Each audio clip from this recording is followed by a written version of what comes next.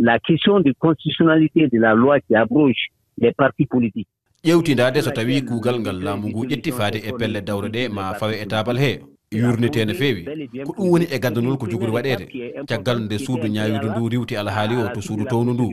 hono cour suprême ndun ɓenninte ɗum to suudu ñawidu yowitindu e dawra e supgoji pelle e ko nandi hen ɗo joni to kalaten ko fodore nde laamu ngu ƴetti nde woni ko jagga ha cour constitutionnel andina kuugal ngal ina fawi e lawol walla ala minen awokaɓe ɓe min ngala hen hay yidde wotere walla ɗaminare koko lawol dosgal leydi ndi hokki ko tan min mbaɗi ko e toɗɗande temedere e capanɗe joyyi e tati nde dosgal mawgal leydi ndi wiya kala ɓiɗɗo leydi ndi mo yadani e fodore ma kuugal laamu ngu ina wawi woyto yaade to cour constitutionnel so tawi ndu suudu ñawirdu andini kuugal ngal rewani sarɗi leydi ndi